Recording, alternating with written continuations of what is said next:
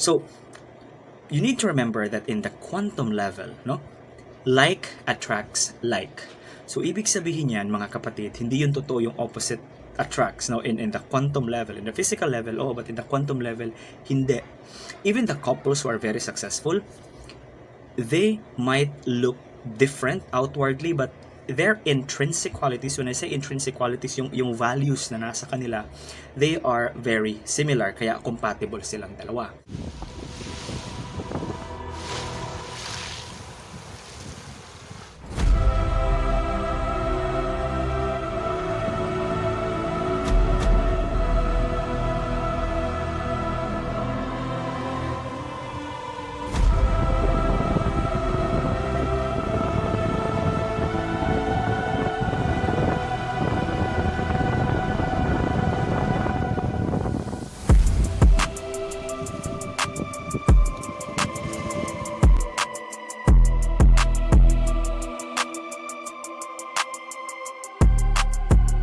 Hello everyone, Namaste. So, may mga nagtatanong sa akin, Father Joe, can we use the law of attraction to attract a specific person into our lives? So, these people are asking me kung pwede ba daw gamitin ang law of attraction para ma-attract yung mga taong crush nila or gusto nila. So, the answer to that is no. Why?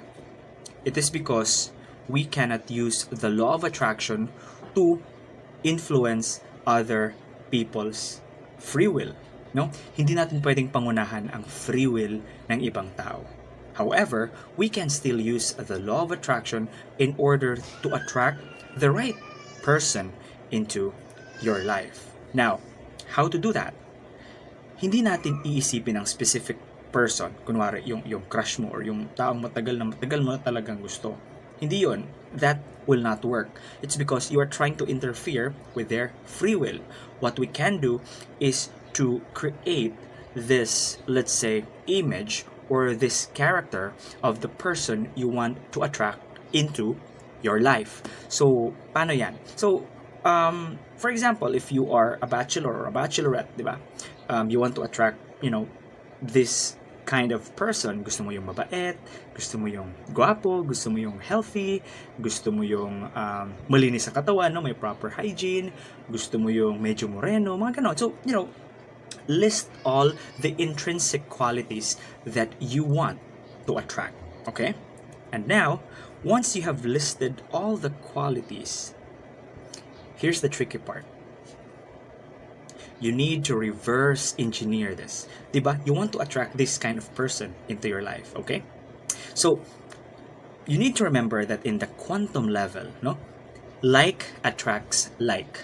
So, ibig sabihin yan, mga kapatid, hindi yun totoo yung opposite attracts, no? In the quantum level, in the physical level, but in the quantum level, hindi. Even the couples who are very successful, they might look different outwardly, but their intrinsic qualities, when I say intrinsic qualities, yung values na nasa kanila, they are very similar, kaya compatible silang dalawa. So, in order to attract that specific person, or let's say, that kind of person that you have on your list, okay, all those qualities, you need to reverse engineer it. Okay? So, those intrinsic qualities na isinulat mo doon, yung mabait, mapagmahal, mapag-aruga, yung mga ganon, you need to embody those qualities in you. And you need to work on that in order for you to attract the person who has the same vibration as you. Okay?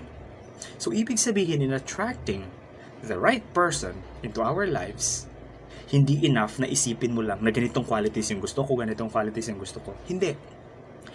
Ibig sabihin, kailangan mong i-embody, kailangan mong isabuhay yon, di ba? Because how can you find the right person if you yourself is the wrong person? Now ponder on that.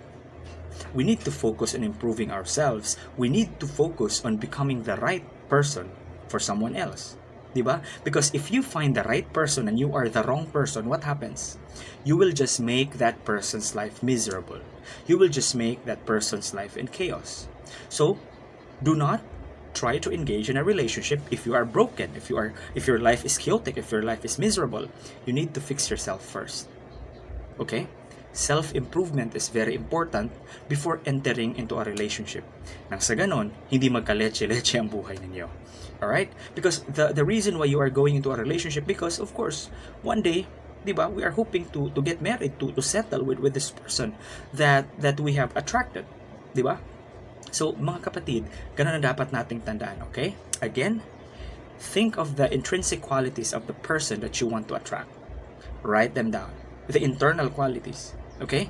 Once you have finally decided kung anong klaseng tao ang gusto mong ma-attract sa buhay mo, you need to embody those qualities. Reverse engineering. Nang sa ganon, you will become the embodiment of that qualities at makapag-attract ka ng taong katulad nun. And trust me, if you do this process, you will start attracting the right person into your life because you yourself has become the right person. Namaste.